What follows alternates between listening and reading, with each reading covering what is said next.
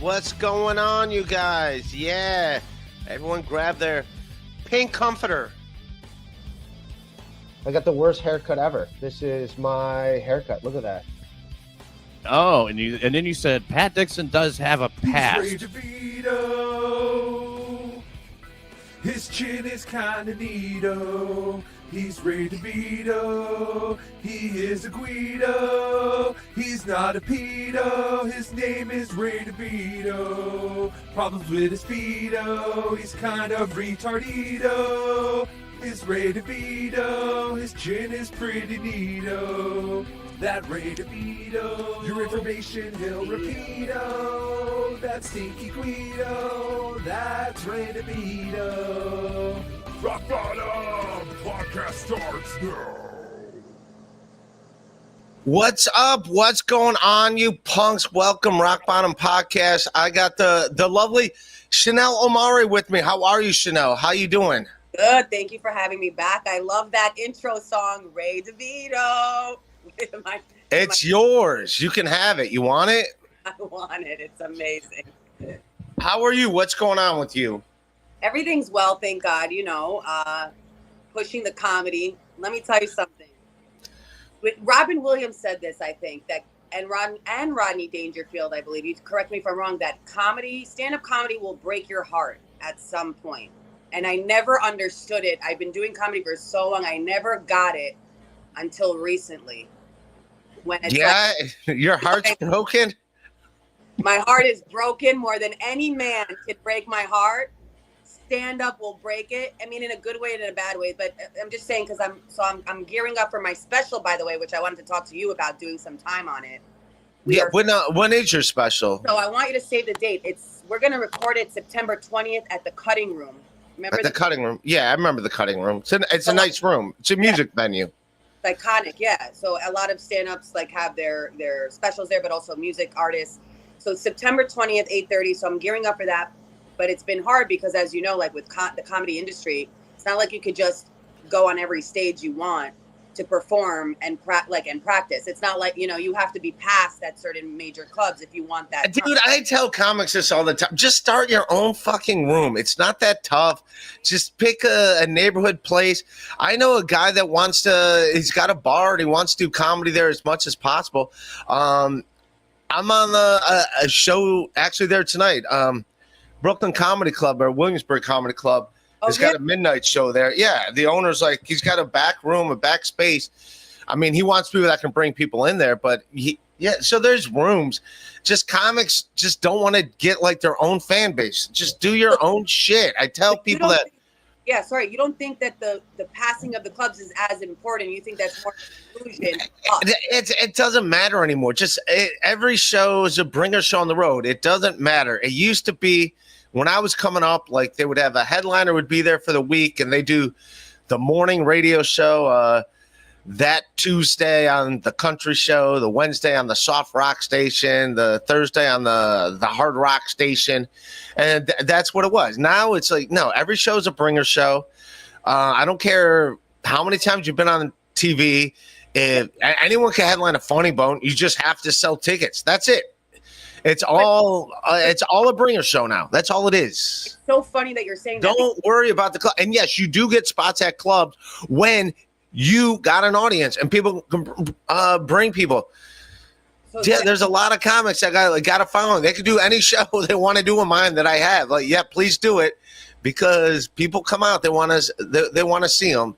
So I agree with you. So that's the thing. It's funny because Emilio Savone, from the owner of New York Comedy Club, just had said the same thing you said of Kevin Hart. Even he's a bringer. Like if you think about these major Tiffany Haddish, if you think about these major comedians, even like Mark Norman, like they have to bring people. But I guess my question is, no, they bring, but they have a name. They have fans. Just get a fan base. That's it. That's it. When I lived here every Sunday night, I had that show at Old Man Hustle on 39 Essex.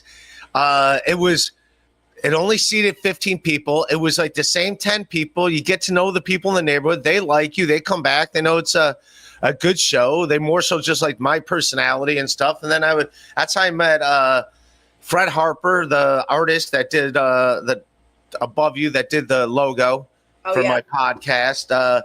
He's a famous artist. His wife, Molly Crabapple, famous artist. And they come to my shows and tell their friends, like, hey, we live right downstairs from this place every Sunday. It's a good show. And then comics want to do it because there's a built-in crowd all the time. Yeah, just start your own shit. I'm sick of comics complaining. I'm not in it. Yeah, guess what? I could every club in New York City. I'll probably do this. Hopefully, the Cellar's the only one I don't have on my schedule to do. I'm not past there, but yeah, just fucking. But I did want your own audience. That's it. I agree with you. That's what I'm focusing on. Is like, forget all the noise or the politics or the gatekeepers. I'm gonna start my own thing, and I think you're right. That's the best advice you could give anyone, because at the end of the day, you want to have your name as a comedian. You don't want to be like performing at every club every night and then nobody knows your name anyway later. Like, no, it is nice to like find new people and do other shows. It is, it is nice doing that where people afterwards are like, hey, what's your name? And they look you up on Instagram. That's fine. But no, fucking quit bitching about no. And those that don't know, Chanel was on what was your show again on Princesses of Long Island. What channel was that on? It was Bravo. It was it's still like talked about on Bravo TV, but you can also watch it on Peacock right now if you want to catch up on it. It was one season, but one season. She got her heart broken on national television. Her real life boyfriend broke up with her on air. Crushed her. Was his name Stand Up Comedy? Yeah, exactly. He's crushed my soul, and then that's why I did. But that's how I got the show, because I was doing stand up comedy. I was doing open mics and regular shows. I was producing shows. I was 25 years old. I remember I was working for the Maury Povich show as a regular job, like to pay my bills, like as a producer.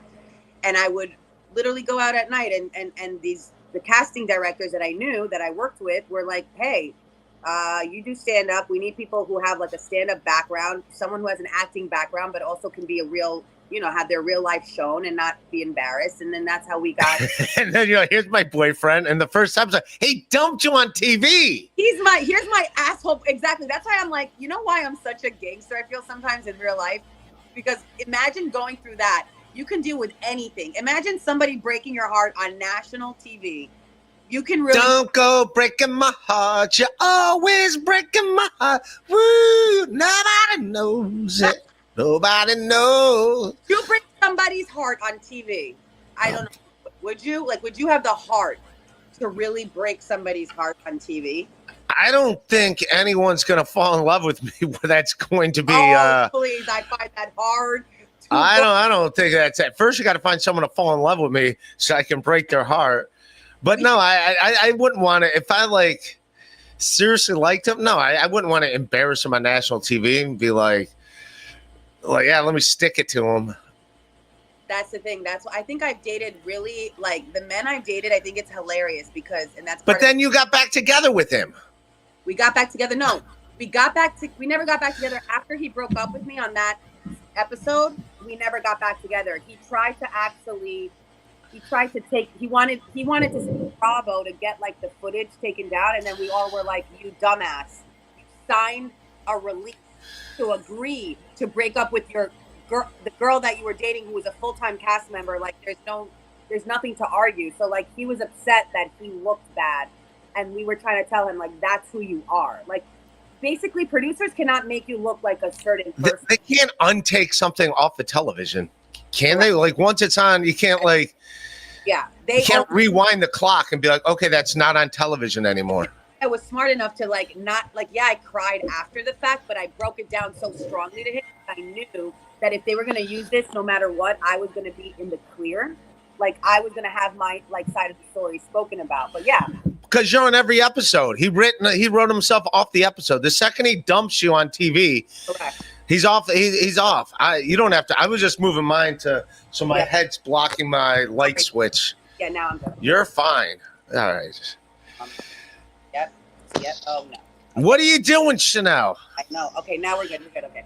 Oh, you're doing all right. It's funny because everyone also. I think you mentioned too. You said, why don't you talk about that in your stand-up? Because that could be really funny and really therapeutic. But I guess I have to find a way for people who didn't watch the show. I mean, well, people can relate, right? Just say you were on the Princess of Long Island and And embarrassing. everybody was rich on that show. I saw episodes. Everybody was rich. Did they just do that? Was that production? Or was everyone actually rich out there? Well, no, those girls came from. I will say. I'll date them. I'll date all of them. They're rich. Yeah, they came from money, but like privilege, but not like I wouldn't say rich, but came from money, privilege. Like even me, like my parents went through hard times, but we were just privileged enough to be raised in like a really good area. But all of us actually worked. The one thing they didn't mention on the show is that we all worked really hard. Like we all had jobs since we were like 14. It wasn't like our parents were really giving us so much money like you saw in the show. They just needed to make that, like they needed to show that, like what are we? Who are we? Like why are we tuning into these specific girls of Long Island, you know? Yeah, you're the princesses. The prince. Yeah, but isn't it funny that that does not translate into comedy or any other industry? I could be the princess and like have a successful season, but that doesn't mean everybody in the industry is going to respect me or like. No, nobody respect. No, again, it's like, do you have a fan? But that's all that it matters. Just fucking. That's it. Just write jokes, get out there and do it. Jesus Christ, it's not that. It's not rocket science. It's fucking easy. Well, this just. is what I wanted to ask you because of you've been in it for so long. You're the king. You're the expert. I'm not the king. I'm not the expert. Well, you're hilarious. I'm sorry. I've seen your set. It's very well written. It's very well thought out. You hear that? You crowd of 52 people watching me? Everyone's always laughing. I've been so like physically I've seen and sometimes, oh, Ray's really, really, really witty. Like he can just come up. You hear that? They don't think I'm witty here. No, you're very witty. I'm very witty. Very smart, very witty, very funny. Smart? I don't think anyone's ever You smart. are very. Comedians have to be smart. You can't be enough. Yeah, you hear that? I got an MBA. Yeah. Hear that? He's got an MBA. I got an MBA, man. That's insane. But why do you think some comedians who don't have a fan base, this is what people have been talking about politically, are past at clubs and always are pushed to be? I don't know. I don't care about that. I'm not. I'm just saying, as a businessman, like why? Like it's interesting, so I can understand why. I just want stage time. If a comic wants stage time and they really want to be Create your own stage time. It's not that tough to create stage time. I know. I have my show. I've been here since June 1st. Mm-hmm. I've had more shows than every show I've been here. I've had a show if I wanted it. Right. It's not that tough. Tonight I got 2 shows, 3 if I want to do the third, and I don't think I'm going to do it. But the 8:00 show is on Myrtle. Of those of you that are listening, I guess Barry Ribs is on that show. It's on. Oh, it's fun. I say that because some people watch and know who Barry Ribs is. I just got added to it yesterday. Where's I know it's on Myrtle Street. Look at Barry Ribs thing. I know I'm just doing 15 minutes. I get paid pretty decently to do 15 minutes on the show. Oh. I know. So and then at 11:30 I'm on the if you go to Funny People, whatever their show is, the Williamsburg Comedy Club, which now their Twitter, their Instagram is like, I think Funny People New York City, whatever. They tag me in their story. So yeah, you can do shows all the time if you want. You just got to want to do them, and you just got to be good that they'll be like, oh yeah, we want you back. That's it. It's not that fucking difficult. It's not that. I love how the way you're saying is, yeah, it's more inspiring. You need a little Ray DeVito touch. Yeah, just go do it. Yes. Go do it. Yeah, right. It's not that fucking hard. It's like everyone wants to make it seem like it's rocket science, but then the minute you're like, okay, if I want to do a show, I'll get on a show, and fuck the like. Yeah, fuck them. That's what I say. Fuck them all. It's not that tough, Chanel. You're overthinking it. Yeah, you're right. Just get out there and do it. Just create your own show, your own bar show. Well, you got people in the neighborhood that like you. Start there. You got like 8 of them, 9 of them that come out, right. And then it builds from there. It's it. Well, not that tough. The All-Star show that you're going to be on, that comes back in September. That we raise money for City Harvest. I've been doing that for 6 years. But you're right. That's like fuck City Harvest. Raise money for me. No, I'm kidding. No, I got money for us. We got no money. I'm like, I'm feeding people before I feed myself. We should have me and you though volunteer for them physically, like handing things out by Union Square. I would love to see you do it as like a social experiment. If you ever want to volunteer, you let me know because it's a really nice thing. Volunteer to hand. Who am I going to give food to? Barry Ribs? On how? like Barry Ribs. You want a sandwich? I swear, some comedians need a sandwich. Barry Ribs needs a sandwich. He needs to gain some weight. He's hilarious. No, I think he's gained weight. He's fine. He's good. I'll see him tonight. That's to send him my love. He's hilarious. He'll bring a suitcase with him full of XXX large T-shirts. If anybody wants to buy them, they'll be there. They'll be there. Also, last time I saw you, you had a team of people working to find you a boyfriend. Remember that? Last time you're on a dating site, you got tons and tons of people working around the clock to find someone to date you. How's it going? It is a lot of work. So shout out to 3-Day Rule. That's the matchmaking service. 3-day rule. 3-day rule. And what's a 3-day rule stand for? Basically, it's their whole mission is like it takes 3 dates to really like get to know somebody and like and actually have. And date 4 is home base. I'm like, date 1, I will not survive. No, but it's literally, basically, it's they have a lot of steps. It's like a process. So now I'm in the. It's a lot of steps. A lot of steps. Find somebody that matches. What's step 1? Make sure he's not a serial killer. Okay, well, I'm out if apparently because I'm on I-80 and there's a serial killer that's been captured because I'm on I-80. People think I'm the I-80 serial killer. So, all right. That's Ted Bundy. Yeah. Nah, I wish Ted Bundy was handsome. No, all right. I'm not a serial killer, so far I'm in.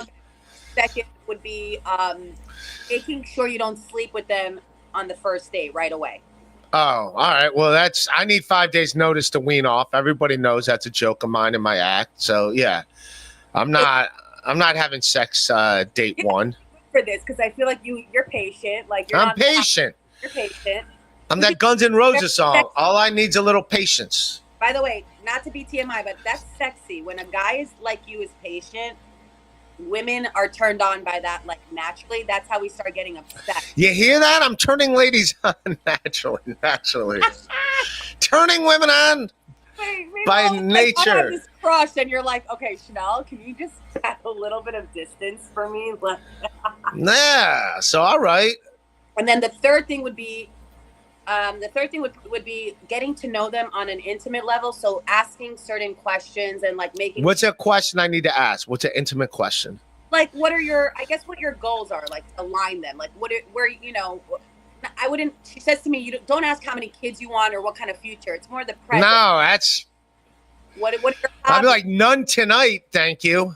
Right, none tonight. Or what about your hobbies? That's a great question. Hobbies. People getting into their hobbies. Hobbies. Well, I exercise every day. I don't know if that's a hobby. It's like just something you have to do. I don't know if I sleep every day. Is that a hobby? Yeah. Drink coffee. Is that a hobby? I drink coffee every day. Does that mean? Well, that's an addiction. But I would say that could be. But the exercise, you can have a conversation. What's my hobby? Drinking beer till I get gout and I feel it on my fucking toes. That's my hobby. I'm like smoking weed is my hobby. Like, you better ban that bad habit. Apparently, men don't love when women smoke weed statistically. There's like a thing. I don't mind if a woman smokes weed or anyone smokes. Just don't make it your fucking main identity. I don't want to hear about you and your weed all the fucking time. Like, wait, you gotta say this in a set. Don't make it your main identity. That is smoking weed. Like, too many people like weed is their whole fucking thing, and it's like, all right.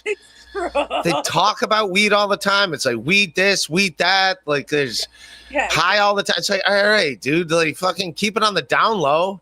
You're right. Like there's a I drink. I drink unfortunately probably like 5 times a week. That's a lot. That could be that could be a thing. Yeah, but I mean I'm not sitting there talking about I can't wait till I get drunk. Can't wait till like, that's funny. That is really actually.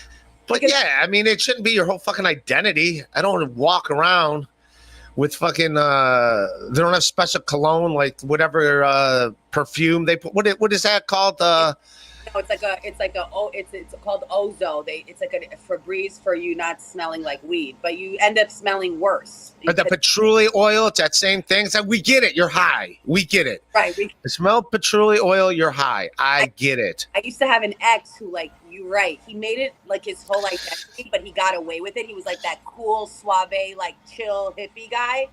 but because he got away with it, I thought like that would be cool if I made it my identity, and then I just became like gross to people. You know what I mean? You never know. You're right. You're not. Yeah. It's not that I guess it was cool in high school because like not everyone was smoking weed. So like, oh, Right. that person's cool. That they smoke weed, but like after a while, it's like, all right, dude, what else you bringing to the table other than you're fucking high all the time? Like I don't give a shit. I agree. Do you think drinking, smoking before doing stand-up comedy is a bad idea or a good idea, or you're indifferent? Like, No, I'll definitely drink like after. I might have like one before, just but whatever. But like, no, I'm not getting. I definitely can't smoke weed before. I'm dumb before without smoking weed. That just makes me dumber. yeah, you're right. I think you should be sober before a set, 100%. So, yeah. All right. So that was step 3. That was step 3. Show them your hobbies. And she even says, though, even though they set you up with the right person, like a person who's like, basically they ask you, what kind of person are you looking for? What kind of values? What are your deal breakers? So she takes all this information. What's your deal breaker? Oh. Let my audience know. We can find you a guy right here today. Yeah, that's true. We can find you a guy here today. Pay Ray DeVito a lot of money because I'm expensive, bitches. So you better pay him if you find me someone. No, I'm kidding. But that should be free. But basically, it's someone who is. I can't be with a cheater or womanizer. It's sex. Well, that's a very low bar. I can't be with a serial killer or someone that will physically assault me. Can I tell you? Well, all right. Well, that leaves out half of Long Island. Half of Long Island's out. It's funny that you said that because, like, I'm setting the bar so low. You're right. Like as if, because my ex-boyfriend's kind of got it in my head, like, oh, you have a problem with all this? Yeah, I have a problem with all this because you guys are these kind of things. But anyway, someone who's like a womanizer, someone who like needs all this attention from women. Like I've dated men who've always needed like excessive attention from women, and I have a joke that it's like maybe the men I've dated are secretly gay, because why do you need so much attention from like so many women? It doesn't make any sense. Like, you know? Yeah, I think women need attention from women. And then they get upset when the women give them too much attention. Women are insane. We are. We're a little, I'm going to admit it. I used to say, no, we're not. We're just emotional. No, we're crazy. And They're crazy. We have a lot of hormones, and hormones make you fucked up. It makes you act like like a person on cocaine. That's what it makes you act like.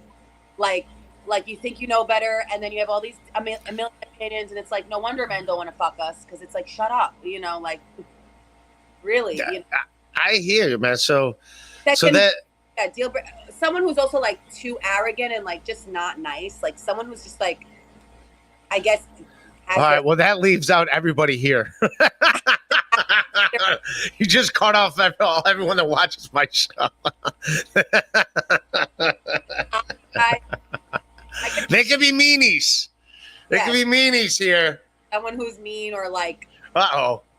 Or someone who like won't support my career, like won't really be like obviously a secret hater. As someone who's like not gonna help me in my career, meaning either like push me forward or just, you know, not put me down, or like if they have a way to help me and they don't help me, like I just can't be with someone like that, because it doesn't make any, like why would I be with someone who like doesn't want to help me?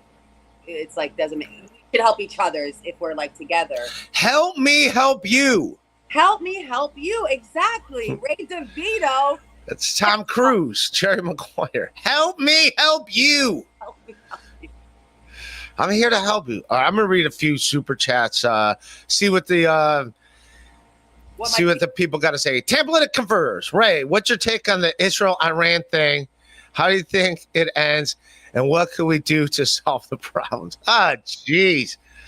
They need to smoke weed. If I take it back, maybe weed is a solution.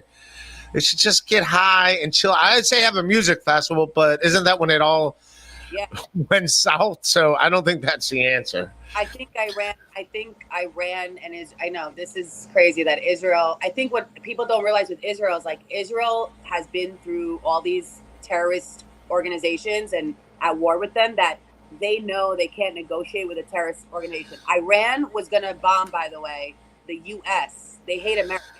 There's no way to sugarcoat it. I know people like are defending them or and Palestinians have nothing even to do with this, like this specific war. It's Iran and Israel.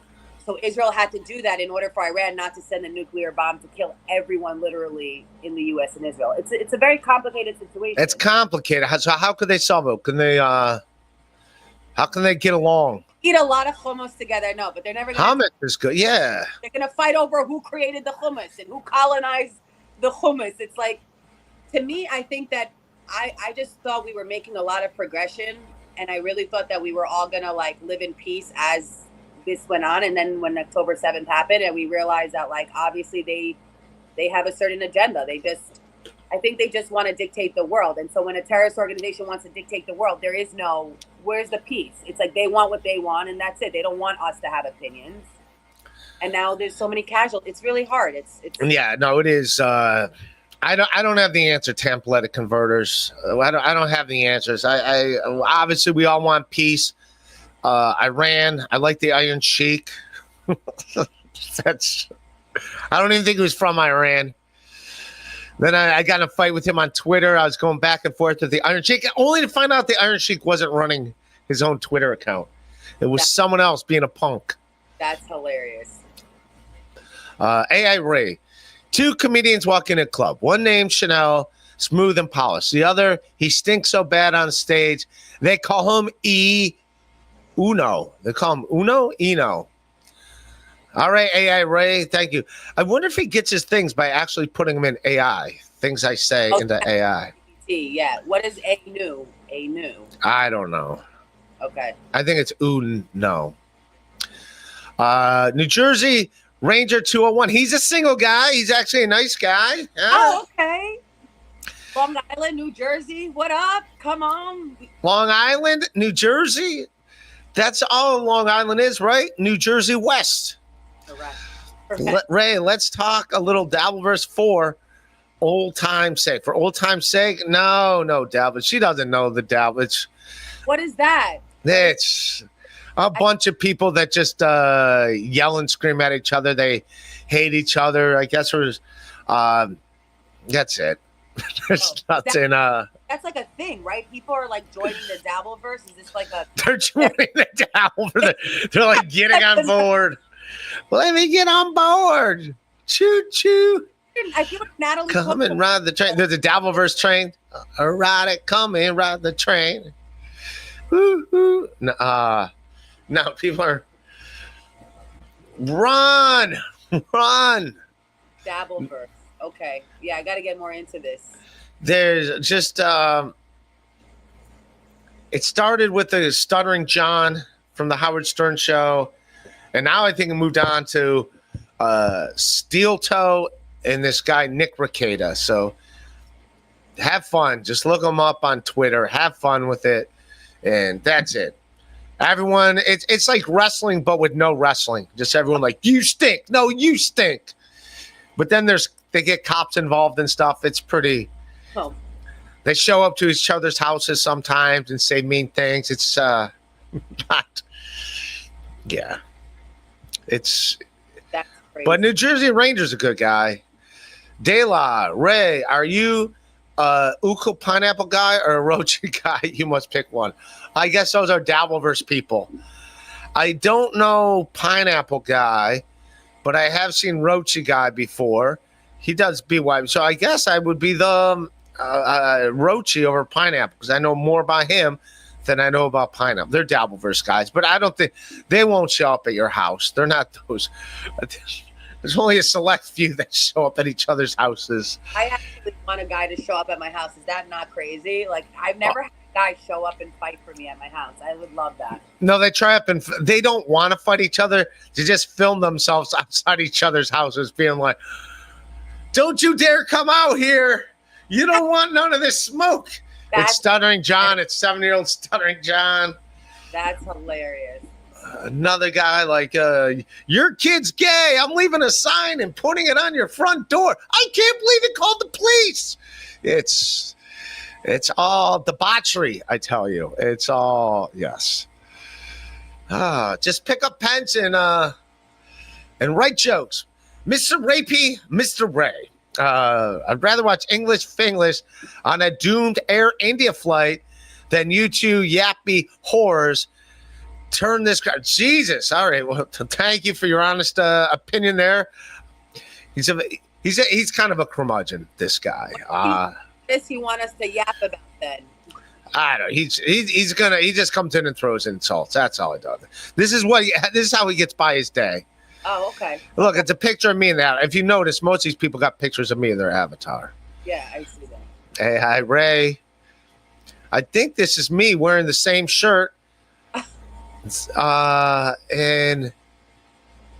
his shirt. That's me with the shaved head. I think I'm wearing the same shirt that I'm wearing now. A Biggie Smalls t-shirt. I love that. Biggie Smalls. Biggie Smalls is the illest. Zeke Compensito. Ray has a Ray Pest's wit and has an eye for victims. Thank you. All uplifting super chats. I'm glad Ray, Mr. Rapey Mr. Ray, are you paying this one the €100 you pay all the guests? I'm free for him, baby. No, he doesn't have to pay me $1. I would do this for free all day and day. Take that, Mr. Rapey, Mr. Ray. Now he's blushing. Ray's blushing. He's like, yeah, bitch. Bob Bank, third input. Come on, I think he's talking to me. Yes, I am all third input. Those are all my inputs. I only take the third input. No other inputs for me. Just a third. Just a third one. That's all I take. Flimsy Greenberg, who's a single guy. Ray, I know you're into fit girls, and Chanel looks kind of like my Uncle Bobby, but if you're not inside this woman by the end of the weekend, you gay. All right, so he's a... Okay. I think Uncle Bobby is pretty then, honey. I think Uncle Bobby must... Yeah, Uncle Bobby is all that. And Flimsy, he's a single guy. He was one of the guys I was thinking, but I don't like him coming in with this attitude. Right? He's also a Jew. Greenberg. No, that's not his real name. I don't know if you know this. This guy's real name is not Mr. Rapey, Mr. Ray. This guy's real name is not Zeke Compensano. New Jersey Rangers' real name isn't New Jersey Ranger. Turns out De La's name this is actually a dog named De La. That's yeah. Tampaletta Converters, that is his real name. So some of these are real. Send Stevie Lou the link, Tampaletta Converters. We're Tampaletta pretend coach. I agree with Ray. Kiki really bombed last night. I didn't see. What is that? I don't know. She's a person in the dabbleverse. I guess she was interviewing a lawyer. I didn't watch their interview. Again, it was that there's a guy, a lawyer that who does live streams, and there's a guy, that guy Steel Toe, who does live streams, and he just talks crap about this lawyer guy, and this lawyer guy talks crap about him. So then the lawyer guy stole his wife. So this guy went over to this guy's house, and they were swapping wives. Allegedly, they were supposed to be swapping wives, but the lawyer guy kept the other wife, and she lives in the backyard now of this guy's house. Then there's cocaine, assault rifles. But the problem is his kids were home, and then the police came, took his kids away, and now he's in all kind of legal trouble. And again, this is dabbleverse stuff I didn't want to talk about, but yeah, we were gonna bitch about the we were gonna bitch about it. We're only on step 3, so no negative energy. A guy that supports your thing. I was getting in fights with 16-year-olds. You got in a fight with a 16-year-old? I don't know I don't know. What happened with you? Where was this fight? Well, I'll tell you what it was. It on this dating website? No, this is actually. I don't even know if I should. No, all right. It wasn't on. One of my exes. One of your exes? One of my exes works at a store, and basically he's like a typical narcissist player. long story short, he is married, but he tells people he's divorced. Okay, so he's married, but he's and this says he's divorced. Right. The 16-year-old works at his store. Okay. She's a minor. She's 6 years old. What kind of store is it? You don't got to say the name of the store. It's like a charity store. A charity store? It's like a Goodwill store. It okay. Is. Yeah. And And why did you go to the store to begin with? I'll tell you, it's down my block. So I live down the block of like a comedy club, a retail store, just a neighborhood smoke shop. And like, I'm part of the neighborhood. I work really hard to pay my rent and I go to this block, right, to get what I need. For some reason, there's been a bad energy in this block where like, I don't know. I know you and I had talked about it. Like not everybody's anti-Semitic, but just bear with me because anti-Semitism and racism could also be subtle. Like people could just make something up about you that they don't, because they know you're Jewish or whatever. And they're like, or Arabic or Palestinian. They're like, get out. Wait a minute. Are you Jewish? I am. Oh, you didn't know? Shit, we can't do this. All right. Enough of this. All right. Cut. I'll see you later. No. All right. Okay. Now that we got jokes, everybody. Right. So I'm thinking, okay, whatever. Then I realized it's a personal thing. Obviously, I had a romantic relationship with this person, but keep in mind he was hitting on me, which was also, I'm a customer, right? So whether I'm an employer or customer, you shouldn't be crossing boundaries. Like we've had this whole thing with the movement. Men shouldn't. If a guy is flirting with you and you flirt with them back, fine. But if a guy's flirting with you and you keep telling them you feel uncomfortable and then you start getting into the relationship, that's another thing. All right. Wait. You're breaking up. I didn't hear that last part. Say that part again. So when a guy like hits on you when you're a customer of a store, if you're giving him the consent, okay, you can hit on me. But then if you're telling him like I did, I feel uncomfortable because I don't really know who you are yet. And then they manipulate you and coerce you into the relationship. I almost feel like that's taking advantage of someone, right? Because you know that person's a customer. So, and I donate to the store. Like I'm really passionate about giving back. This store has had issues with a lot of people. They have like really bad customer service. But the point is a 16-year-old minor works for the store, right? She started giving me attitude after she knew. Why would a 16-year-old give somebody they don't know from a hole in the wall, an older woman, a 40-year-old comic, who's a public figure, any attitude if she had no personal issues, right? Maybe she didn't like your TV show.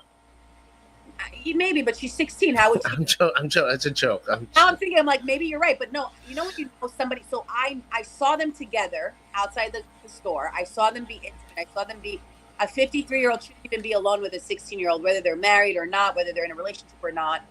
And she started giving me attitude and laughing at me and taunting me. So I didn't come back into the store because of this personal situation. So I went and talked to the manager like an adult, like very nice. The manager didn't like what I had to say. So the manager is protecting him and saying that basically in order to keep the peace, I shouldn't come back to the store. Oh, so they kicked you out. Well, not kick me out because you can't really kick somebody out. Like basically I go to the police and make a report about it, but it's basically like. What did they say to you? That's what I'm saying. I'm like, why wouldn't you agree with the customer and say, I will talk to my employees and make sure A, there's no romantic relationship, but B, that it doesn't affect you. And then they go to me, why does their relationship affect you? I'm like, because obviously it's personal. So this is a guy, this is your ex, and you think he's hitting on a 16-year-old? I don't think I know he's with, I think they're together. So so you're saying this 50-year-old man is with this 16-year-old girl. And they're telling me I'm making accusations, but I know because I've seen it with my own eyes. And why would they both? He stopped talking to me the minute she was like on his dick. Excuse my language. That's all I could how to explain. Wow. Hang on. I'm going to turn off this fan. I think this fan's like messing up. Yeah. It's the crazy. You're like always the person I break exclusives to. Also, it's insane. So there's a store where what do you mean you know? Everyone asks that. It's so funny because when I'm walking, there's a Starbucks that's right across from the store, right? At Trader Joe's. I mean, that's a hell of an accusation to make, that a 15-year-old is having relations with a teenager. Why? Because unless you know that he's doing it. But this is what I'm going to explain to you. Is there something he's saying on the internet? Is he tweeting at her like, hey? No, but if the guy is all of a sudden, this is to all women and men. If a man is all of a sudden stopping to mess with you, love bombing you, he's obsessed with you. He was obsessed with me all up until she started working there. And then all of a sudden you see them flirting. You see her being very territorial. You see her giving you attitude. I was 16 once. I'm a woman. I know how women are. They play like cat fights over men. I'm not territorial like that. But what she and him did is they made me look crazy so that I wouldn't come around and snitch them out because it is illegal. That's a crime. The police. No, it is a crime, but you need proof. to make that accusation, you need actual proof of something. But what's the proof you have? The proof is, why is he outside the store at 9 o'clock at night with her alone and they're literally physically touching hands? Why is that happening? If there's nothing going on, like, how was I born yesterday? Come on, I'm a pretty smart comedian. I'm a pretty smart person. I've been around. Like, would you ever be with? You would never even be with Ray. You would never even be. No, I don't even want to be with a woman my age, let alone someone way younger. Well, I know who you are. I hang out with a 30-year-old woman. Don't get me wrong, but I'm saying no, obviously no. I can't even fathom that. But mentally, what makes you want to protect or be around a 16-year-old, and for them to bully me, making me feel like I'm going to hurt them? That's where I'm trying to explain. I'm trying to articulate it. I went to ChatGPT the other day trying to articulate what I'm trying to say so I don't sound jealous or emotional, that I sound like an actual rational person. That, of course, it affects me. Even if, let's say she wasn't 16 years old. Let me give you another example. Let's say she was 25 years old or 26 and she's still giving me attitude. Why do I have to deal with somebody's personal issue against me when I'm a customer and I'm trying to be an adult about the whole situation, saying, let bygones be bygones. Let us all be adults. It's kind of like if I was dating the guy at a comedy club and I said, okay, it didn't work out. Let me still do the stage time and not give you a problem. Why do I have to then be the villain? Like, why is it always my responsibility for other people's bad actions? That's like the whole. Yeah, no, but if someone made an accusation, like, I mean, you don't know if it's 100% true or not. If you know it is, that's one thing. But that's a heavy, heavy accusation to throw at somebody. Why would I have, oh, by the way, the employee said, and I wrote this in the email, they don't even care. Goodwill doesn't care because they make their own rules. This is why they're not really Goodwill. There's a lot of scam with Goodwill. They pretend to be this good company that they're giving back, but they're not. They're greedy. They're they're not treating customers right. They're yelling at customers, whatever. That's like a whole situation. I'm breaking this on the Ray DeVito podcast. Breaking news. But the whole point is, if I'm making this accusation, obviously I know something that everyone doesn't know. I wouldn't just say, you know me. I'm not going to just fucking say shit to say shit. Like, obviously I feel like the victim. I feel like these two are bullying me because they're having a romantic relationship. Does that make sense to you? To a degree, that again, if someone just randomly I can see any man, if someone just like accuses them of like, oh, they're not treating me well, therefore they have to be having a relationship together. That's just a leap. That's why I'm saying, I even said to them, I would also be like, can this lady not be around here anymore? Like, I'm just playing devil's advocate here. It's a heavy accusation. Here's my thing. I understand, but where's the ability of him to use women like me, discard me, not have a conversation like a normal adult with me, which all ended. And then he uses this. I'm telling you, he's flaunting a 16-year-old in front of me and using her as a culprit, but I'm telling you, they are in a relationship because I know, I've been with him. I see what their patterns are. I know what he's doing and how he's hitting on women. I don't know. I can't comment on this because I haven't been there. I don't know. And that, again, that's a heavy accusation to make against, and it just is. I'm sorry. Like, it's one thing if there's like definite, just so like, I just know because I was with them and that's clearly what must be going on. You need to have definitive fucking proof to make that accusation. You can't just say that. I just know because I used to hang out with them. No, I'm just saying that's weird. But do you even think it's weird for a 53-year-old to even walk a 16-year-old to a train or anything? I think it's bizarre. I would never. Well, there is one thing, like if there is, I'm just saying, like if I don't have a business, but I had a business and there's an employee, and let's say I'm a manager at McDonald's in New York City. All right. Yeah. And they have teenagers working there or whatever. And like, I don't know, like, let's say they got to get walked to an Uber. Like, yeah, I could see doing that. Just being a concerned person. Like, yeah, I would like, it's like if I see an old lady, I'll help her cross the street or something. Like, I'm not going to leave someone in a weird situation. But I don't know. Chanel, I'd say I love you, but I'd say leave this one alone unless there. I don't blame him. If someone came up to me and just made this accusation, and let's say it's 100% false, I would also be like, what the fuck? I know, Like, but I'm trying to explain that it wasn't just about the accusation. It was about my right to shop as a customer and not have my sexual relationships or intimate relationships affect my being a customer or me being an employee, like a comic. Like if I have a personal relationship or if you have a personal relationship, that should never affect business if you're trying to be amicable about the situation. It wasn't about like getting them in trouble. It was just about explaining what was happening. Even if that. how do you get in a fight at Goodwill? Isn't it? You just pick up the clothes, you like the clothes, and you go pay for it? What are you, haggling over the price? How are you? All right, you and this guy are obviously not together anymore. He's not your problem. Let him go. You're on to other steps. What is step one? Step one should be getting over your ex-boyfriends. Right. Move on to the next. You're right, but hear me out. It's not about that. It's about the fact that if I'm a customer and she's giving me attitude, forget them having a relationship. I'm allowed to explain to the. It's like a comic giving me attitude. If I went to you and said, Ray, on your show, Ray, this comic is giving me attitude and they want to go before me, but you told me I could go before them, I would just ask you, what do you want to do? It's like going to the manager saying, is everything okay? She's giving me attitude. Can you just like help me feel welcome here? What's so taboo of saying that? Like, it's not about, forget the accusation for a minute. Like, why is it so taboo? That's why they don't want me around, because I'm speaking up. That's crazy. And I wouldn't even worry about it. And if you want to shop there, go ahead and shop there. I just wouldn't talk to either one of them. Of course not. Just ignore them. That's not going to dictate your day, Chanel. They're not going to dictate your day. Guess what? I went to 7-Eleven and bought coffee. The guy behind the counter could think I'm a giant piece of shit. Probably does. I don't know. Who gives a shit? I'm just going in there, buy coffee. I bought my coffee and I leave. I know, but who cares? You're right.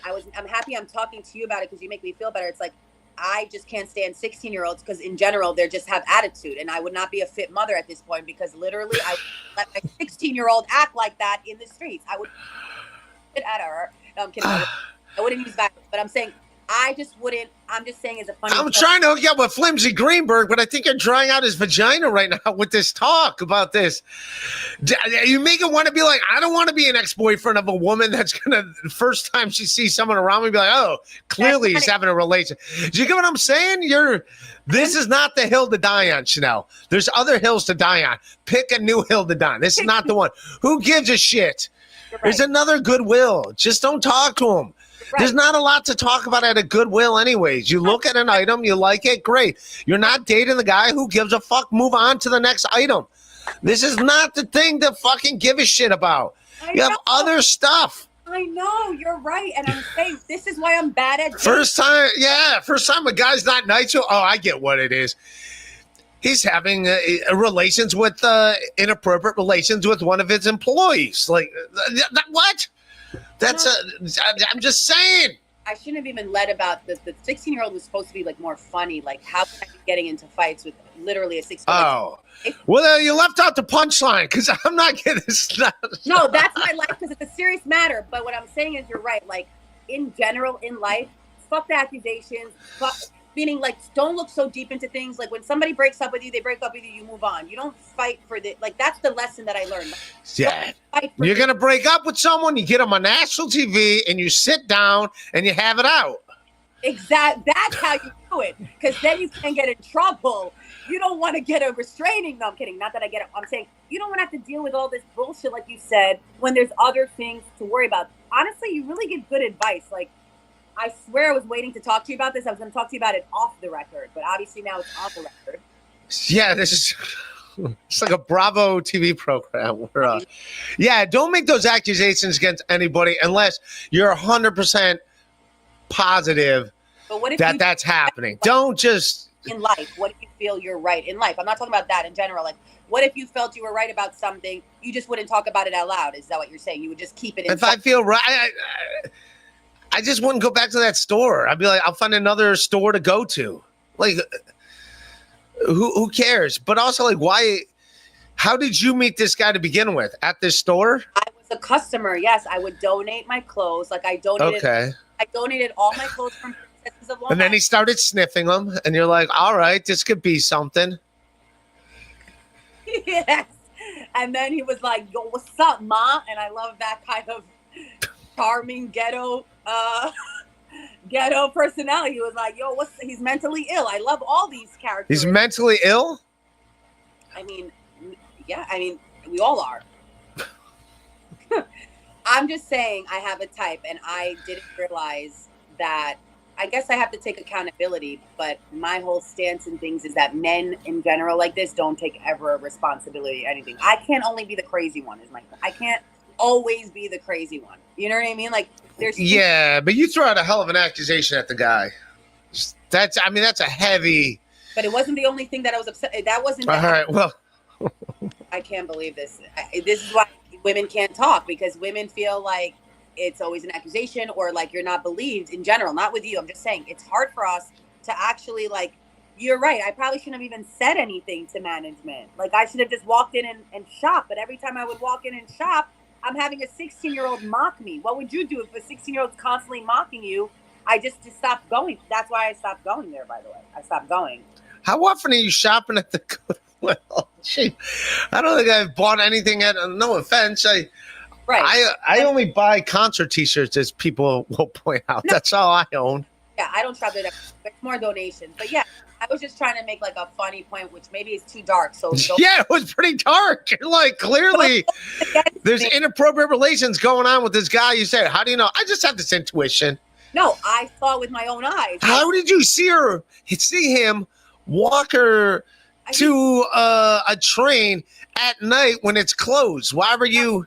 I'm across the street. If I'm at the smoke, literally across the street, okay? Literally across the street. And they're closing up and they're together, like flirting and holding hands. I'm seeing that. How are you not going to take my word? Listen, when it ends up in the news and it ends up being real, you're going to be like, Chanel, shit, you have a psychic intuition. You know what you're talking about. Well, there you go. Until then, it's not your business to blow the guy unless it's 100%. Okay, let me ask you this. Is it right of her to talk fun of me and bully me every time because she's a fucking 16-year-old? She should bully me and every time I go into the store, if I want to go into the store. Isn't it my right? No, just ignore her. Right. Just ignore her. I see kids acting like punks all the time in New York City. Yeah. Most kids are like, just do it. It's just what they do in New York City. It's more done in New York City than it is in other cities, even though they do it in other cities. Just ignore it. It's just. Yeah, you're right. Ignore the punk. You're right. There's so many punks out there that you got to ignore. Forget the accusation. You're right. It's more about her being like a punk 16-year-old that I don't have the tolerance for young kids anymore. Like just don't talk to her. Right. Yeah. Who cares? Yeah. Don't talk to her anymore. Yeah, exactly. This is what you do. You take your clothes. Yeah. Because you donate clothes. You want to be a good person. Just dump off your clothes and leave. You can't. You got. How many clothes do you have that you're going there all the time? What? Every time you wear a shirt and you're done with it, like I don't like this shirt anymore. No. And then you donate the shirt. No. So like I donated a lot of my clothes from Princesses of Long Island because instead of selling it, I rather donate it because I don't need to make $1 off like old clothes. God. Also, I was skinnier then. Like I'm fluctuating with weight, so if something doesn't fit or I've been having it for a long time, I like to donate. But you're right. There's another place that I can donate. There's actually like an amazing Italian woman who literally has her own thrift shop. I'm like, I should be donating to. And don't date her. Don't date anyone there. Like it's a pretty it's an easy fix. You're creating your own problems here. You are so right. I'm so happy you said that. That is so true, and I'm gonna take responsibility for that. I create my own problems when I don't have to. I'm so desperate to meet the right guy that I allow every love bomber in my life, which is why I told you I'm doing the matchmaking thing because that avoids those issues. Because I don't. Do you have a therapist at all, or yes? You do? Did you tell your therapist this? Yes. And what did your therapist? I'm curious what your therapist said because this therapist might stink. No, the therapist shared similar things actually that you shared. Oh, really? This therapist. Yeah. You hear that, everyone? I'm a good therapist. You're a great therapist. I know you're really good at giving the logical advice, but it's hard. I'm logical. No one's ever said that before. It's not like I would talk about this with all my comedian friends. You happen to be a different type of friend that I could talk to and you wouldn't judge me and you would tell me, Chanel, get over it. Move on. Like he was saying similar things. Like, I understand why you're upset, but like you don't have to put yourself in these positions. Like learn to like move on and like go to a different store or like see these red flags and not let like somebody at work or somebody as a, you don't have to get involved with those kind of people. Like go meet men in different ways. Yeah, don't. Yeah. To a pickle. I've never got myself like, honestly, I've always been a good kid. I've never had like a bad, thank God, knock on wood. I've never gotten into trouble. Like I don't want to generalize comedians in general. I don't feel like we are the type to like try to get into trouble. That's why we do what we do. Because that's our like vice. Like we get out our anger on the stage or like through our art. So yeah.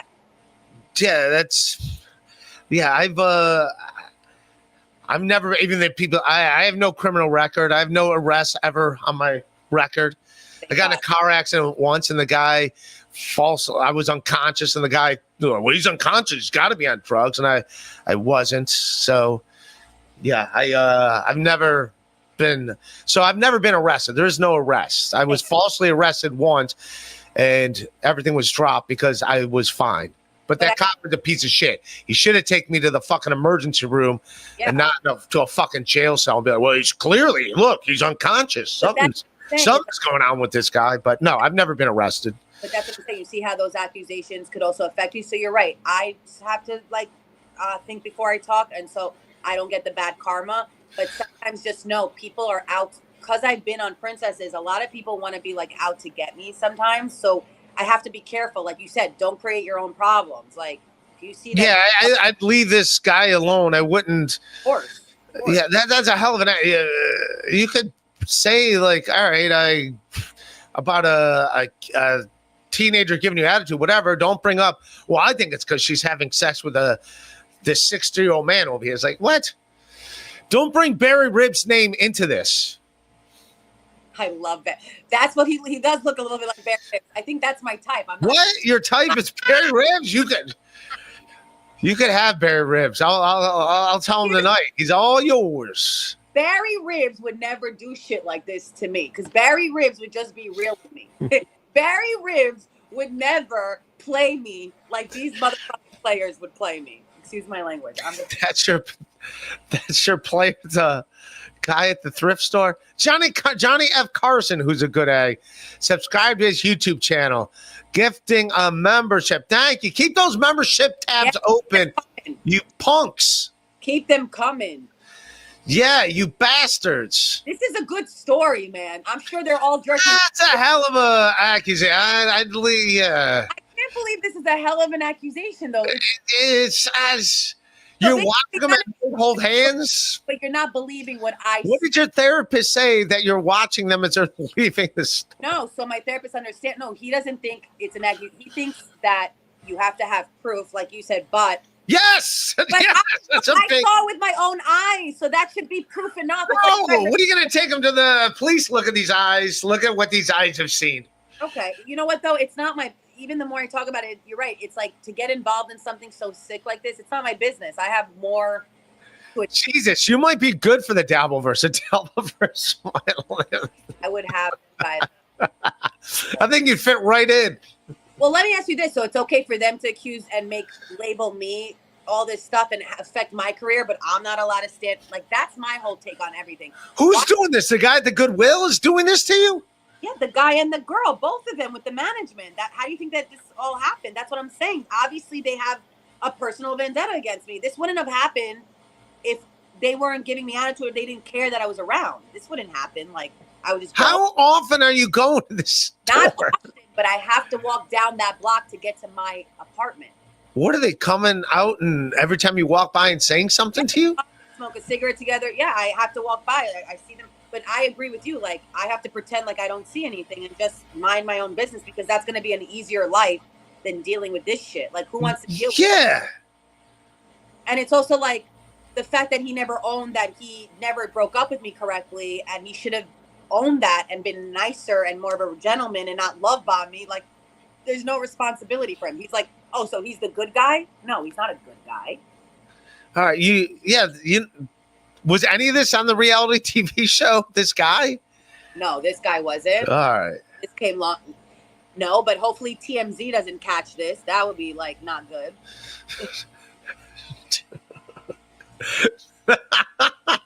Have you been on The TMZ? former Princess of Long Island comedian loses her mind. Literally loses her mind in front of the Goodwill store. Holy shit. You're right. I got to be careful. Yes. Let him go. Mr. Rapey, Mr. Ray. He's back. Career. Okay. Lady, you're on the Rock Bottom Podcast, Ray DeVito. A Saudi prince couldn't dig you out of this ditch.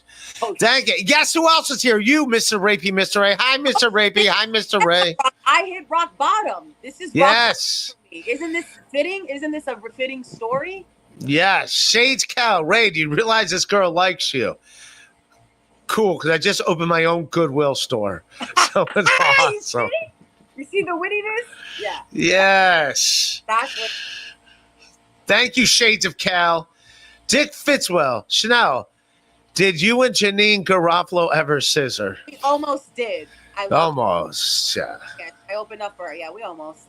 Almost did it. I would scissor with Janine Garofalo for sure. Why do they assume that I'm a lesbian, by the way, lately? Which is fine, but everybody. They assume I'm gay. They assume you're a lesbian. Yes.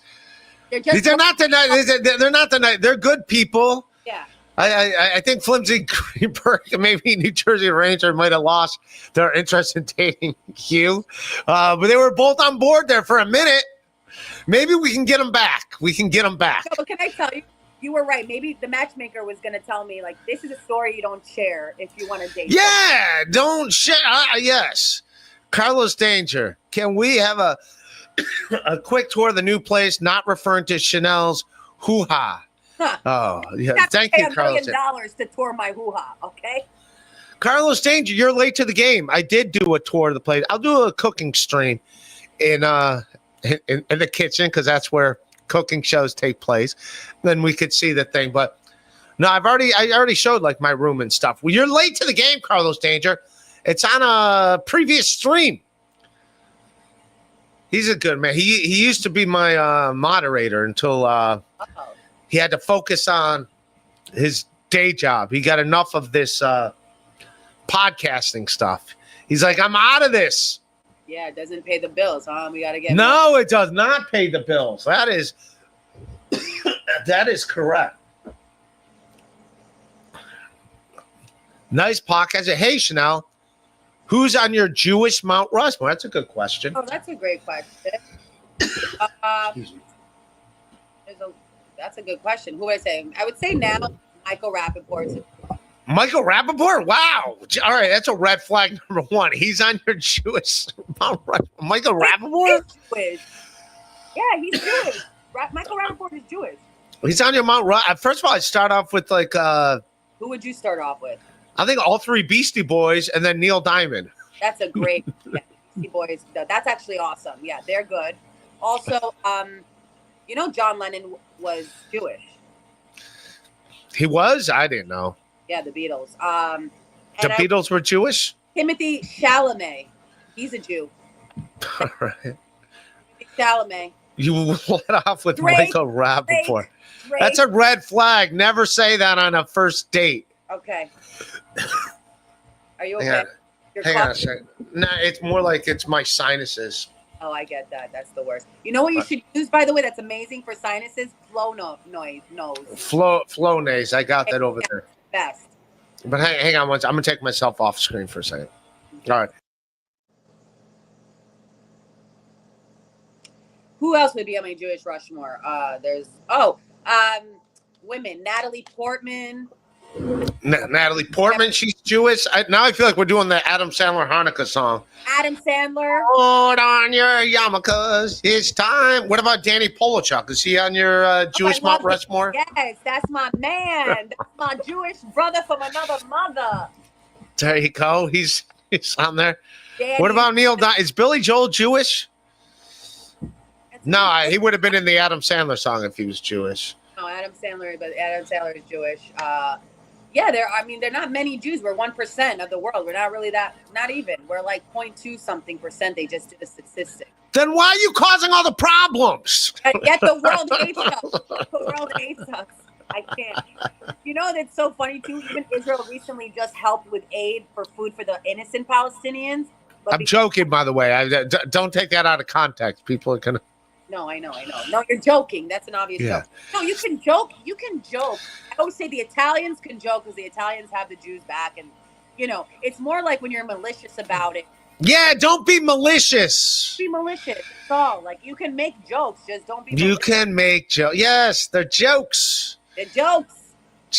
Even though everyone thinks So that goodwill thing was a joke. you're gonna die about this good. I know you want to try to make it a bit too. Like, No, I don't want to make it a bit. It's a heavy accusation to me. It's supposed to be lighthearted, good-natured ribbing.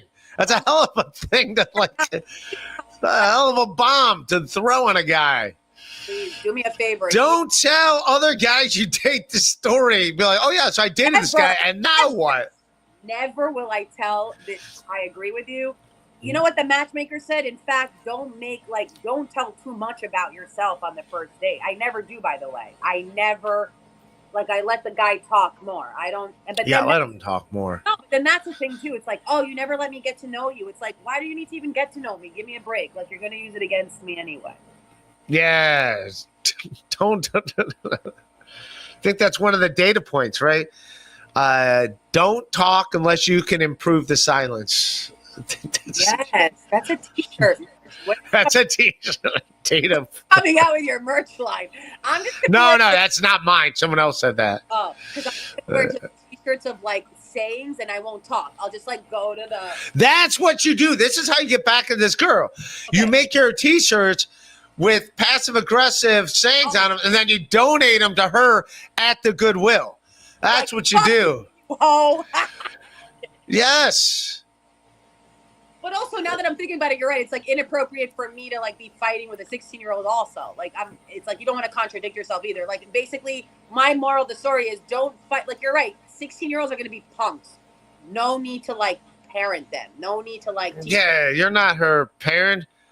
But that's what I don't know what her first name is. Let's say it's Beth. Just say.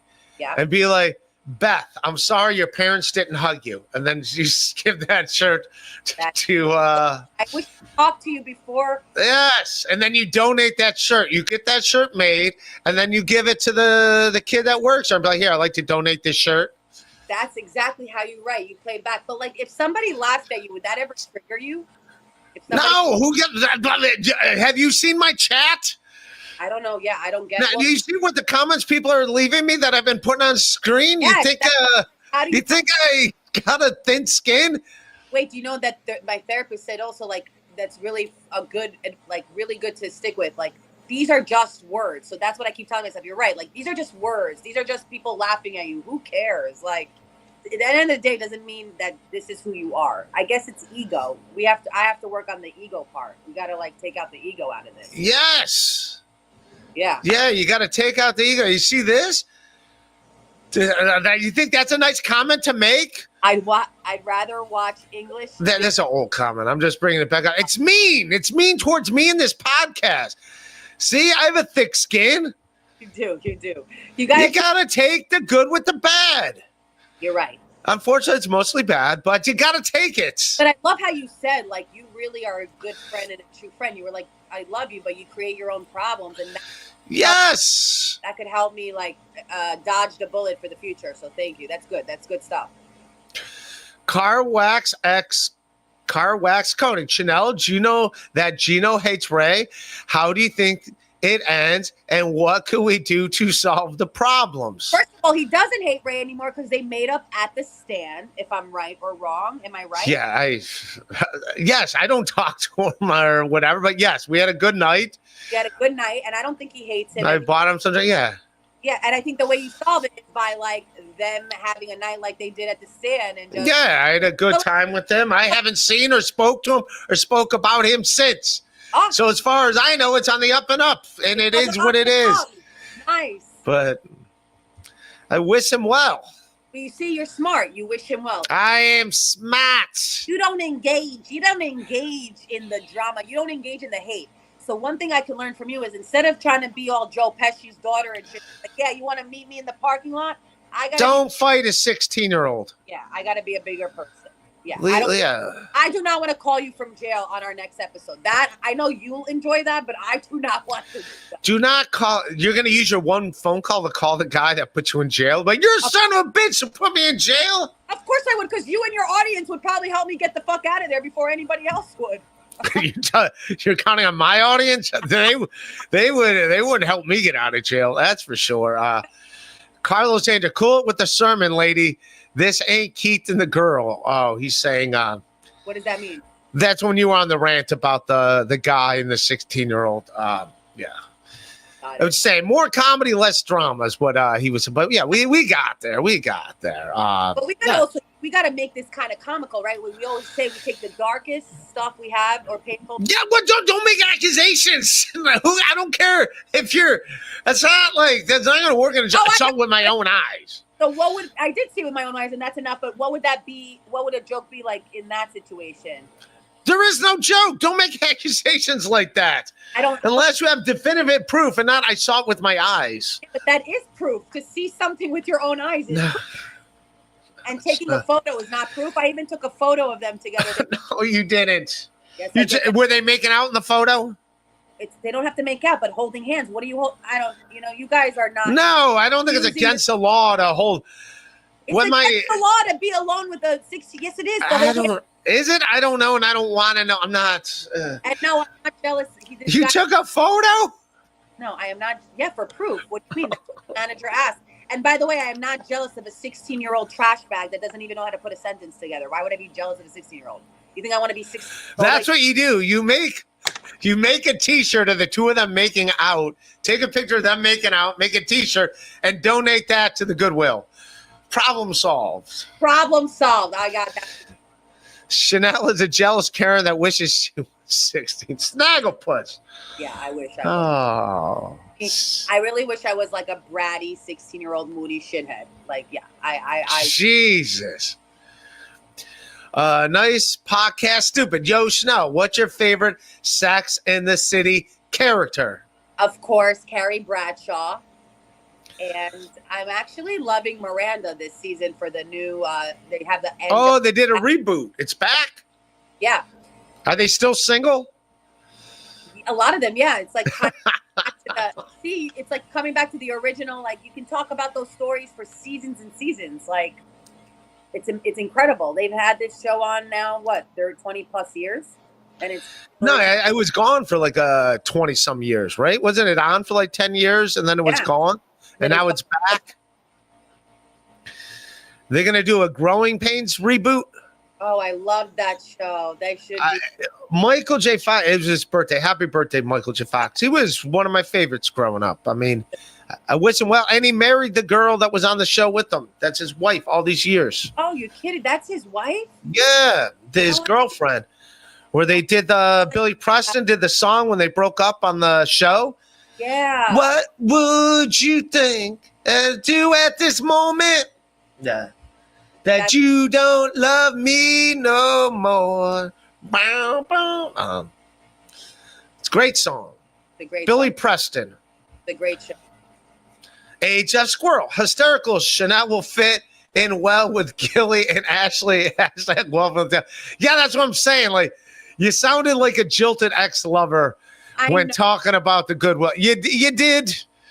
You did. Wait, can I just clear something? Because I know sometimes that it sounds, and I think here's what I said by the way, on Corinne and Christina's podcast, Guys We Fuck, is that in terms of women like sticking together, I think sometimes you're right. I can sound like a jealous ex or whatever, but realize that sometimes when you stand up for yourself and you feel taken advantage of as a woman, it doesn't necessarily mean that you're jealous. Like, you have to also hold other people accountable, but I can see why I would be a character that, like, I go from 0 to 100 really quick, so I can understand like the comedy of it or the dabbleverse. Is that what it is of it? Yeah, you don't want. Yeah, don't. I'd say after today, don't worry about this story. Don't talk about this story anymore, just for your own. Nobody ever sympathizes with me. Like, what? About nobody ever like. What about the fact that I got my heart broken? Why does everybody always side with the predatory guy?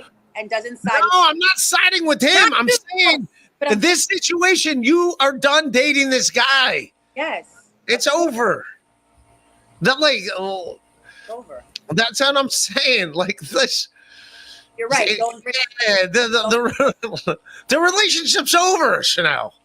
Well, this is what I want to ask you. Why do guys become so obsessed with one girl and then they leave that girl for someone else, right? It's like, what is that about? I don't know. I don't know. I can't speak for every man. I don't know. Age of Squirrel, why do they do it? Maybe I don't know. I can't speak for every man. Anybody from this audience, why don't you chime in? Like, send some money and send some. don't tell them to send money, because that's one thing that'll immediately make them not send any money. Send some thought. No, don't. We It's okay. no, move on to. Don't worry about him. I know. I wouldn't bring him up anymore. I just wouldn't do that. I won't. My man is coming. The matchmaker is bringing him. I know that. My he's coming. You sound like you ordered something that's coming in the mail. Like, here we go, any day now. Just waiting for the doorbell to ring. Yeah, I would let this story. After today, I wouldn't talk about this guy and the accusations and the fact that you took a picture of him holding. I made a mistake ever engaging with this guy. The truth is, my dad. Quit taking pictures of him. Stop. Proof. Now you're telling me it's so funny. 1 minute it's like you don't. The next minute I have proof, and that's a problem. It's like no, just. If he really was a predator, would you want someone like that running the streets? That's crazy. No. If you see them making out or having a relate with, yes, that's obviously wrong. And yeah, you want to report that. That's one thing, because that's you're outing a pedophile. Yeah, I think there's people on the internet that help people out them when there's proof, but and stopping it. But unless you have definitive proof, no, that's not. Okay. Yeah, it's not your thing. I can bet my life on the fact that it's going to come out, and then people are going to be like, "Wow, right." But it's okay. It's not in your message. The moral of the story is like shouldn't even matter. Yeah. Yes. Worry about this guy that they're sending in the mail to you. You got a new guy coming in the mail. I think Flimsy Greenberg and New Jersey Ranger. I don't know if they're still in. If you're still interested, let me know, fellas. We'll arrange a thing.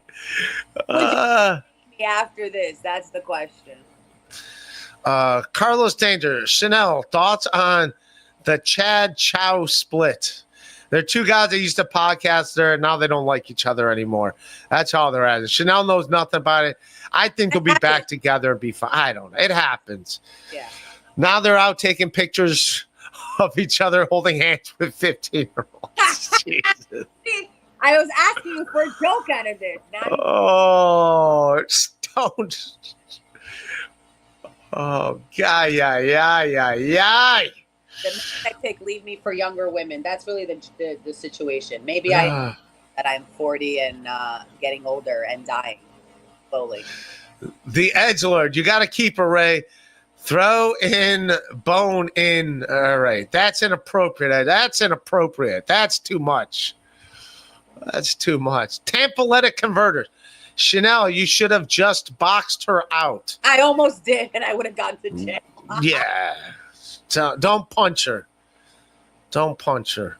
I never. Don't throw punches. Carlos Danger. Chanel, you have ever considered asking Ray to box out Teen? I'm not punching anybody.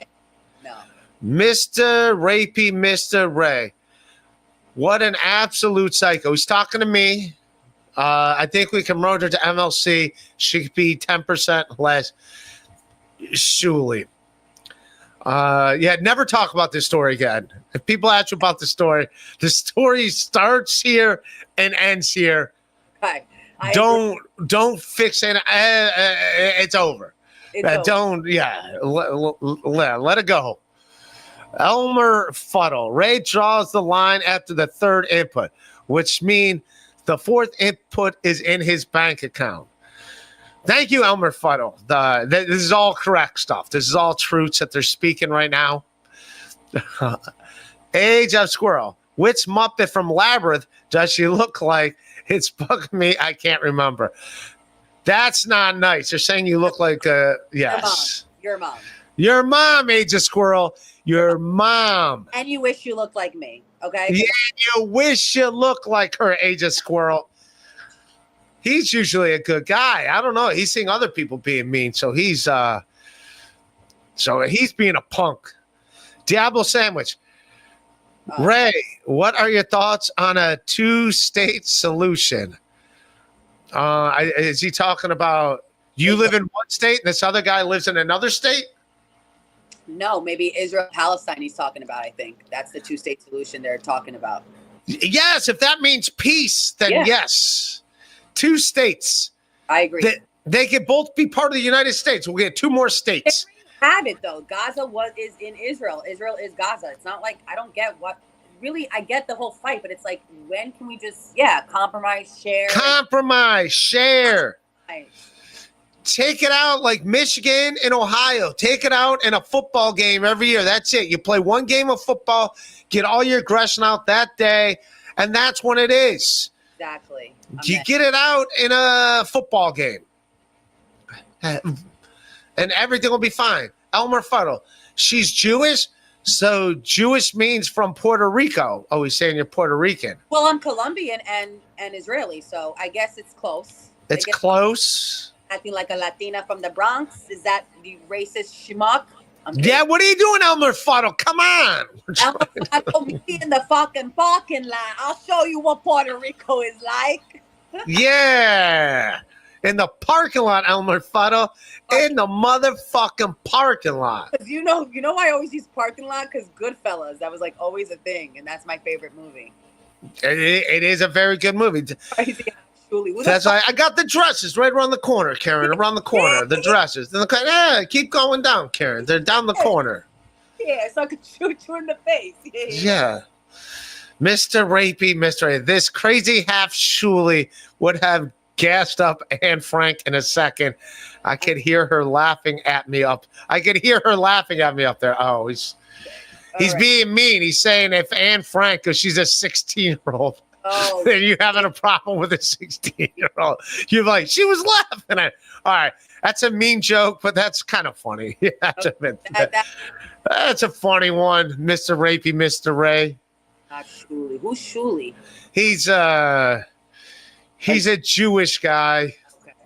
I used to be on his network. That's instead of calling people Jewish on some podcasts, they call them Jewish. It's not a bad thing. Okay, that's nice. Yeah, it's not a bad thing. It's just another word for Jewish. Yeah. So you're half Jewish, you're half Shuli.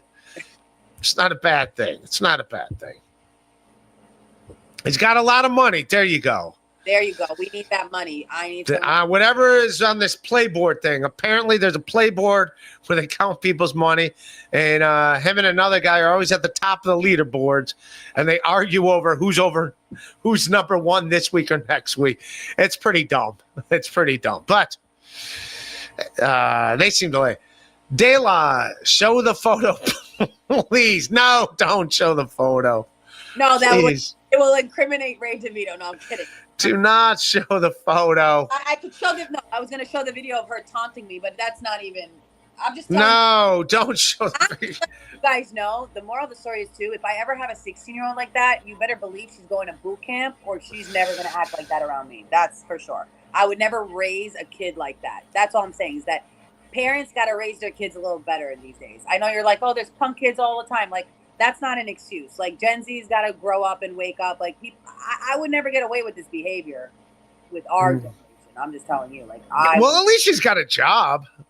Yeah, she does have a job. You know what? That's kind of responsible for a 16-year-old. Yeah, at least she got out of the house and got a job.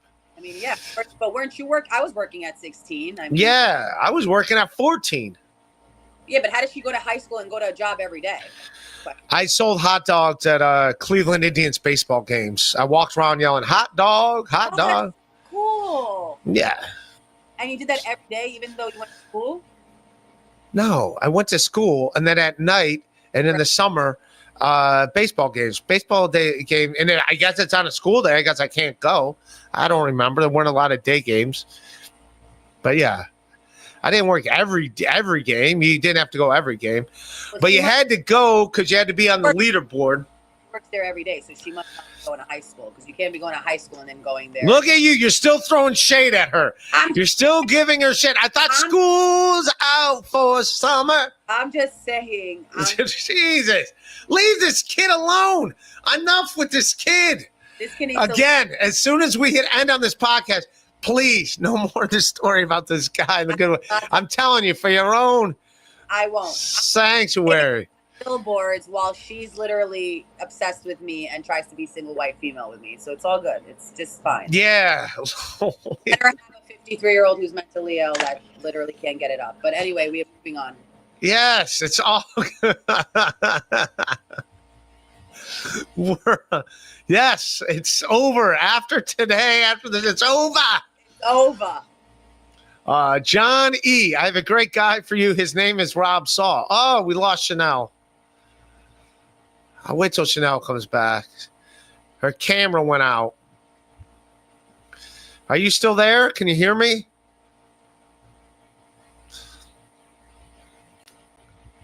We lost Chanel.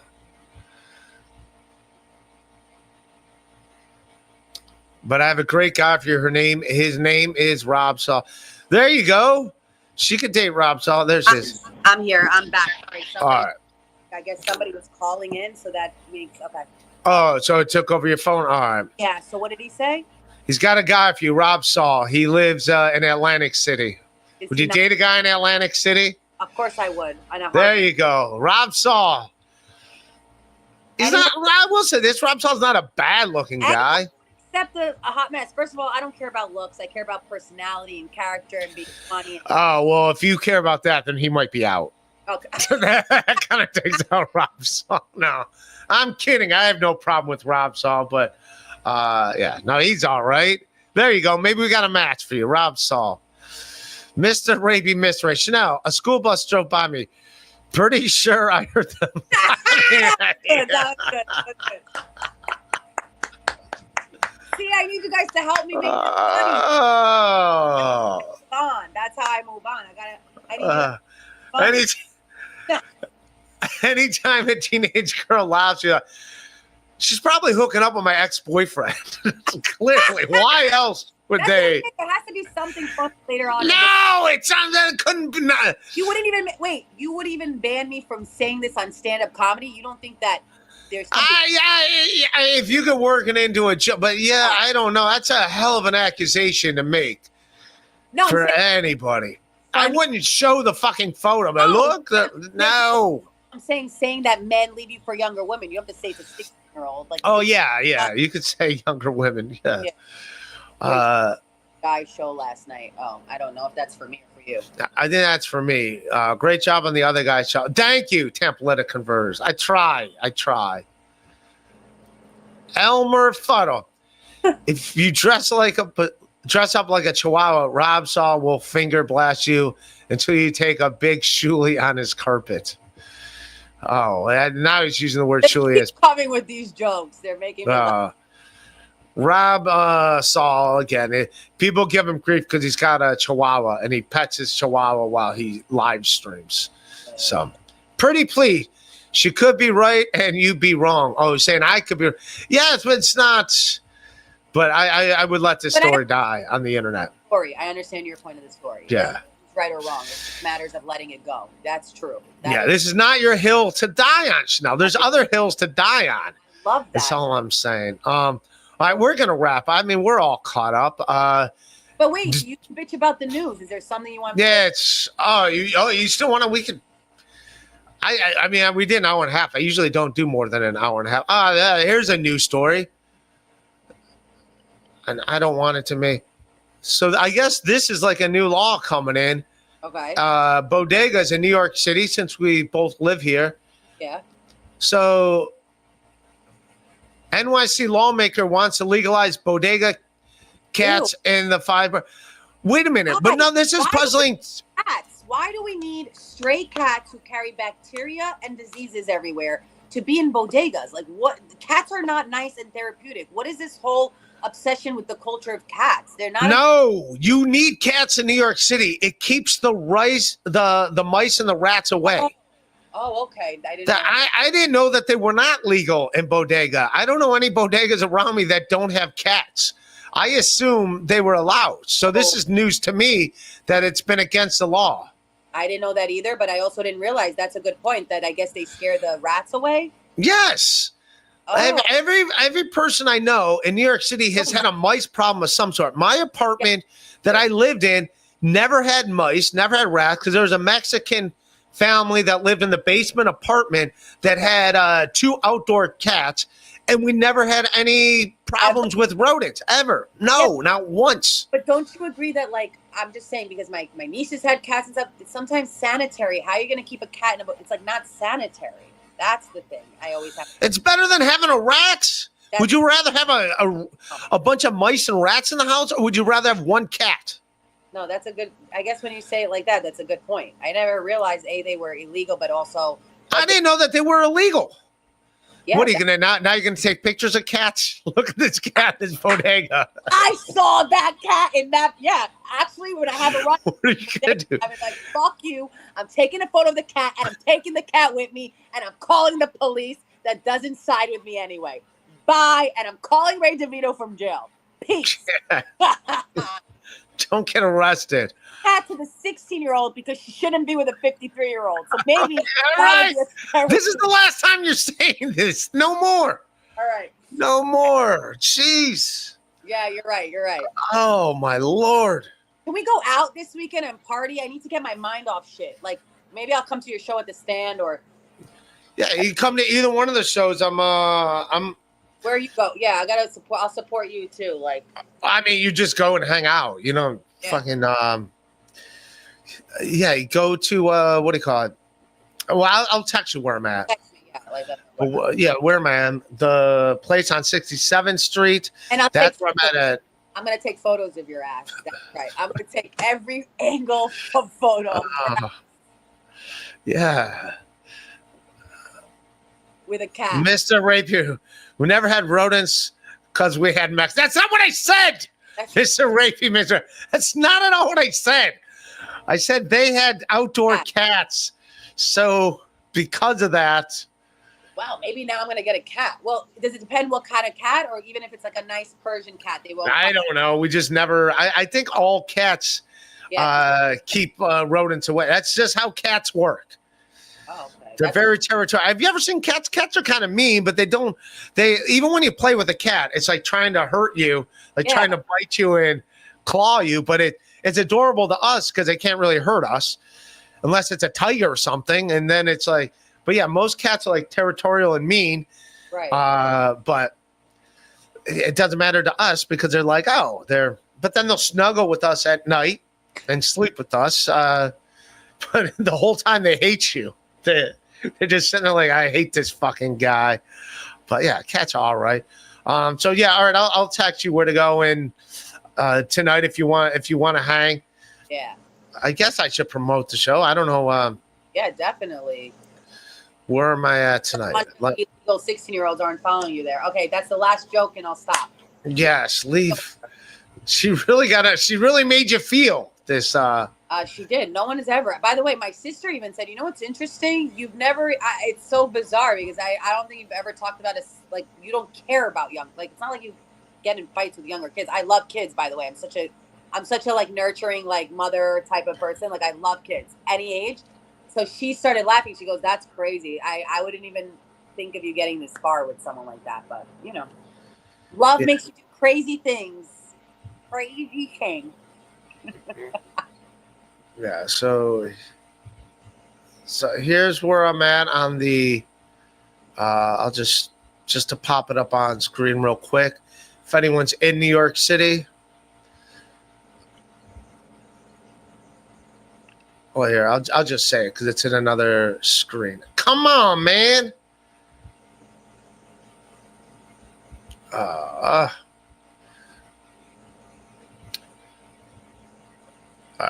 Sorry for the dead air. I'm horrible at like trying to do a bunch of things.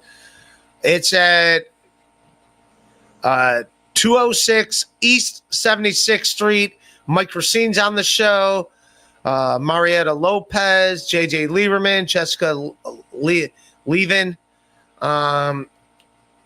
It's called Midnight Killbox, the Friday 13th show at Bedford Falls on the Upper East Side. And then what's the other show I'm doing? Like near me, yeah. 76. I'll stop by and say hi for sure. Yeah. And then the other show I'm doing, the people that are Barry Ribs fans, you can come see me and Barry Ribs. And that is at the Avenue in Brooklyn. It's in Glendale, 7122 Myrtle Avenue, Glendale, New York. Oh, shit. How far away is Glendale, New York? Yeah, it's like about maybe an hour.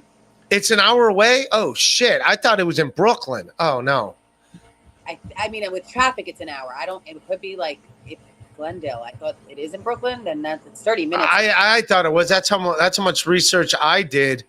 Glendale, New York on a map. I really thought this was like just somewhere in. I could be wrong, but I thought it was like 30 minutes and then maybe an hour with traffic. But maybe you won't have traffic on a Friday night.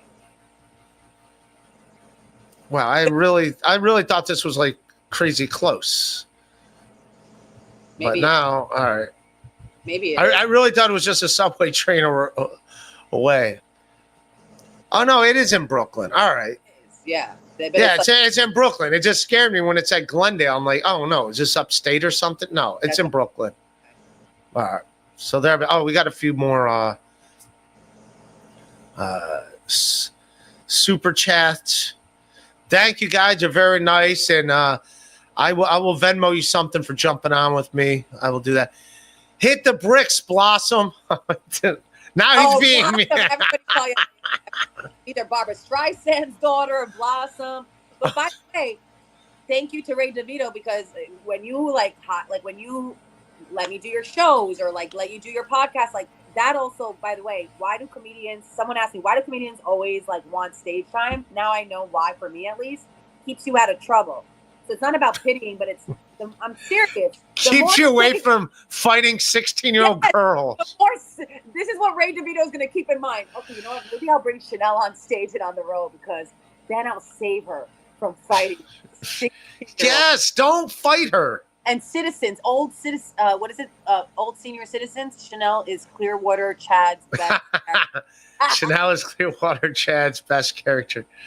Oh, he's going to do it. He does impressions of everyone that he does impressions of me and other people that podcast. So he'll do one of you, I'm sure. Yes, I would love it's that. fair. Tampletic Converters. And thank you, Ancient Squirrel at Good Egg, and you too, Tampletic Converters. Chanel, don't sing karaoke when you are on a date with Ray. Why? I don't know. Like a transgender man? All right, let's go. Yeah, Jesus.